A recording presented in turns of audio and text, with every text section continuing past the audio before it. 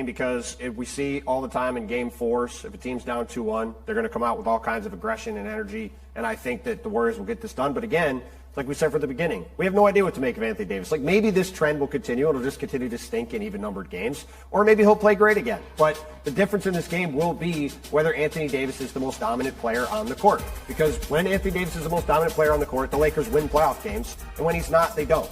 And basically, you could strip everything else away, and that's what it comes back to at the end of the day. Because, yes, you can talk about the Warriors missing a ton of threes, throwing the ball around, just generally playing terribly in Game 3. But Anthony Davis was awesome. And if he's awesome in Game 4 and he's a threat at the rim, it's going to be a difficult game for Golden State to win. And yet, Windy, here, indulge me here. Let me reduce this absurdly into like a one-on-one narrative, okay? Every time Steph and LeBron have met in the playoffs, Steph has been favored. He's only ever won. He was 3-1, but he's only won when he's had an overwhelming advantage. And going into this series, I didn't see that for him. And yet, I can't help but to the Splash Brothers, even the series on the road. Devin Booker stayed on fire, and Phoenix got the win, but is the Joker actually in danger of being suspended after dropping 53? And Aaron Rodgers and the Jets are still on their honeymoon, but will Coach Saleh know how to handle it when someone inevitably leaves the toothpaste cap off the tube? Let's go. After dominant performances from LeBron and AD on Saturday in a 30-point blowout, the Lakers now lead the defending champion Warriors 2-1. Game 4 is tonight in L.A. But which version of AD are we going to get? He went for 25 in Game 3, but AD has yet to go for 20 in back-to-back games this postseason. NBA reporters, Brian, look at this. EKG. Anthony EKG Davis is perfect. He's a picture of health. Like a metronome. Look at that thing. It's unbelievable. Brian Windhorst, Tim Bontemps with me, obviously. They're in the house. And look, it's up and down, up and down. You can set your watch to it. You can see it.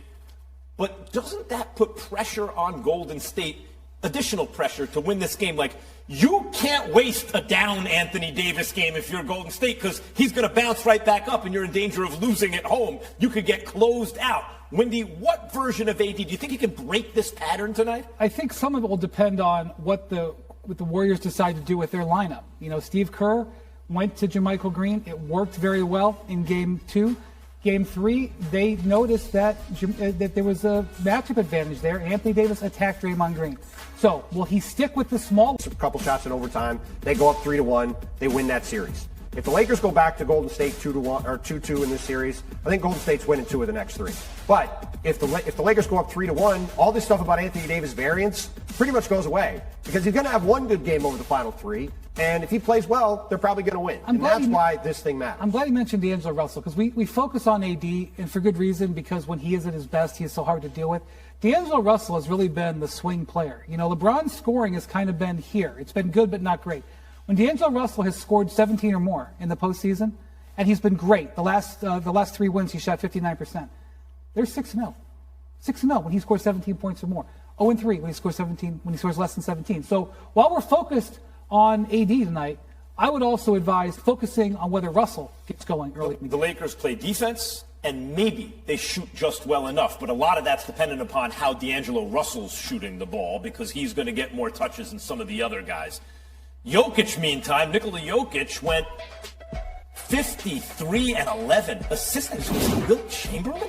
But his Nuggets lost Game 4 last night. Partly that's because Suns owner Matt Ishbia would not give Jokic the ball when Denver had a potential 5-on-4 in a close game.